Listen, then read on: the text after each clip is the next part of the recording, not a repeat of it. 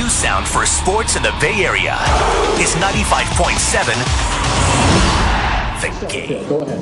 Welcome back to 95.7 The Game. I am Eric Bryant, a.k.a. The Mohawk, a.k.a. Showtime if you really know me. And in 10 minutes, we have what Monte Ellis really thinks about the Bay Area, Warriors, and the fans in general. But first, I have a special guest for you guys. Former Rookie of the Year, former Defensive Player of the Year, and Super Bowl champ. We have Dana Stubblefield. How are you doing, Mr. Stubblefield? What's going on, man? How you doing? Doing great, doing great. And speaking of former Super Bowl champion, the 49ers were in the NFC Conference Championship, and I just wondered, based off of free agency, because that's what we're talking about right now, what are are you happy with some of the moves they've made in order to get to that next step and over the hump to get to the Super Bowl next year? Oh yeah, there's no doubt. Bringing in Randy Moss, everybody knows his game. He is a deep threat, and that's what he prided himself on, and that's why they got him.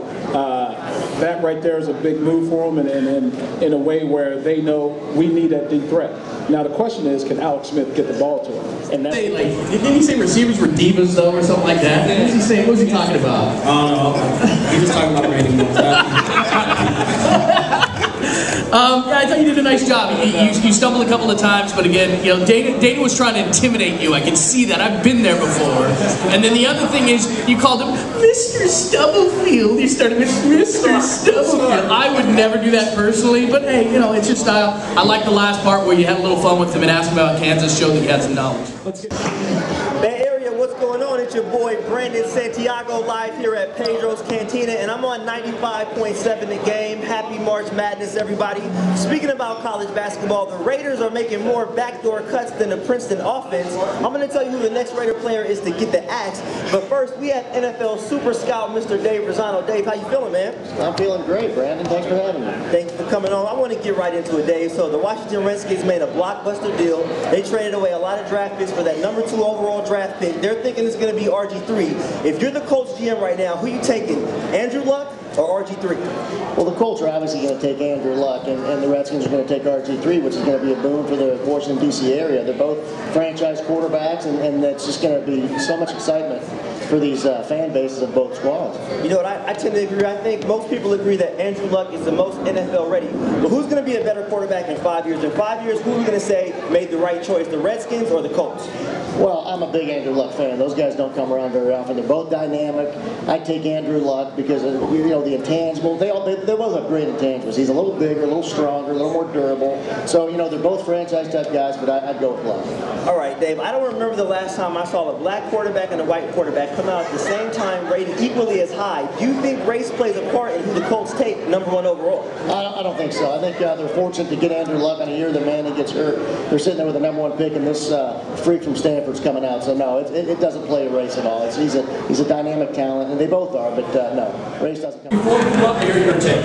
I liked it. You know, the only question I would probably question was just the one of him asking which quarterback would be better in 5 years. You know, that's a tough question to ask when neither one of them even touched step on the football field, you know. So that's just probably one question you probably just got to rethink. But I definitely love how you caught him on guard with the whole race thing. You know, I definitely think that was an intention getting that. Definitely had me over here talking to Taiwan. I definitely did a good question. But other than that, I think we did well.